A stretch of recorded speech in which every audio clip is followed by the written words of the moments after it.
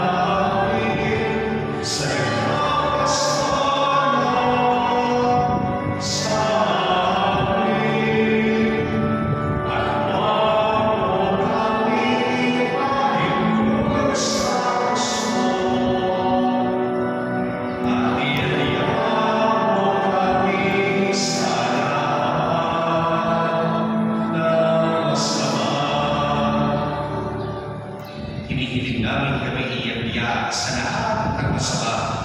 Pagkalooban ng kapayapaan araw-araw, iligtas sa kasalanan at ilayo sa lahat ng kapahamakan. Samantalang aming pinananabikan ang dakilang araw ng pagpapahayag ng tagapagligtas namin, si Yesu Cristo. Sapagkat iyong kaharian at ang kapangyarihan at ang kapurihan magpakailanman. Amen. Panginoong Yesu Cristo, sinabi mo sa iyong mga apostol, kapayapaan ang iniiwan ko sa inyo. Ang aking kapayapaan ang ibinibigay ko sa inyo. Tuhayan mo ang aming pananampalataya at huwag ang aming mga pagkakasala. Pagkalooban mo kami ng kapayapaan at pagkakaisa ayon sa iyong kalooban. Kasama ng Espiritu Santo, magpasawalang hanggan. Amen. Ang kapayapaan ng Panginoon naway laging sumainyo. At sa iyo. Magbigayan tayo ngayon ng kapayapaan sa bawat isa. Peace be with you. Peace be with you. Peace be with you, Mami. Peace be with you. Peace be with you. Wait.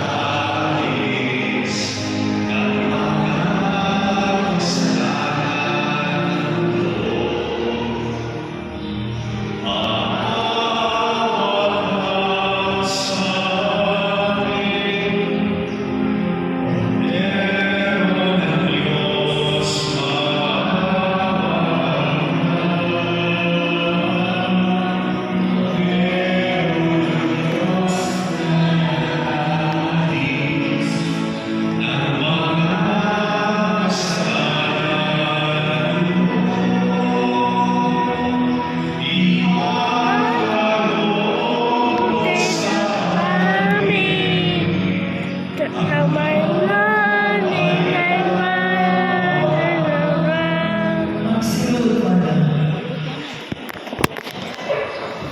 Mga kapatid, narito si Jesus, siya ang Kordero ng Diyos. Narito siya nag-aalis ng ating mga kasalanan. Papapalang tayong lahat na tatanggap sa Kanya. Panginoon, hindi ako wala dapat ipagpatuloy sa iyo. Ngunit sa isang salita mo lang,